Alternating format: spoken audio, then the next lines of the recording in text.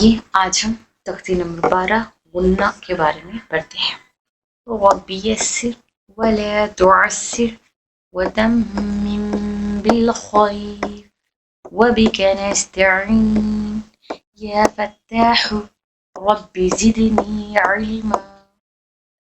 आइए देखते हैं गुन्ना क्या है। गुन्ना के माना है आवाज को नाक में ले जाकर, आवाज को नाक में ले जाकर घुमा कर पढ़ना, घुमा कर पढ़ने को गुन्ना कहते हैं।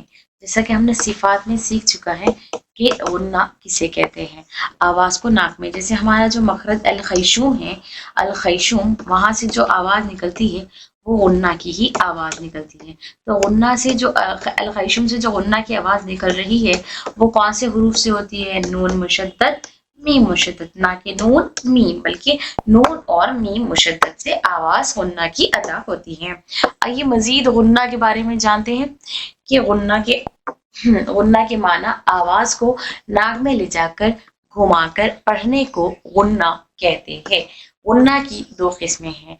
कबल इसके पहले देख लिया, गुन्ना आवाज में, नाक को आवाज में ले गए, फिर उसके बाद इसको घुमाएं इस तरह से, यहाँ यहाँ यहाँ, इस तीन जगह पर वाइब्रेशन होता है तो वो गुन्ना कहलाता है। फिर गुन्ना की दो किस्में हैं। गुन्ना की दो किस्में हैं, नून गुन्ना, मीम गुन्ना। गुन्ना की दो किस्में हैं। किसे कहते हैं नून गुन्ना?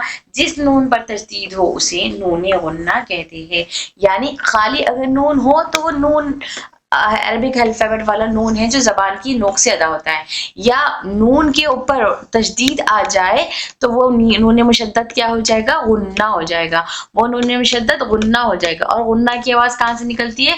नाक अल खैशूम से अदा होती है। तो जिस नून पर तशदीद हो वो नून गुन्ना, और जिस मीम पर तशदीद हो वो मीम गुन्ना कहलाता है। ये है हमारा नून गुन्ना, मीम गुन्ना। तब नून गुन्ना पे जब तशदीद आती है तो हम क्या करते हैं? नून की आवाज को नाक में घुमा कर पढ़ते हैं। और जैसे अन्ना, इन्ना, उन्ना।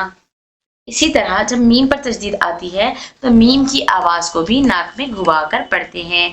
जैसे अम्मा, इम्मा, तो ये था हमारे नून गुन्ना और मीम गुन्ना। नून जिस पर तशदीद हो और मीम जिस पर तशदीद हो, तो नून मुशद्दद, मीम मुशद्दद। नून मुशद्दद, मीम मुशद्दद का दूसरा नाम नून गुन्ना, मीम गुन्ना है। तो याद रखिए, तशदीद यानी जब कभी भी नून और मीम पर तशदीद आए तो वहां पर गुन्ना होगा।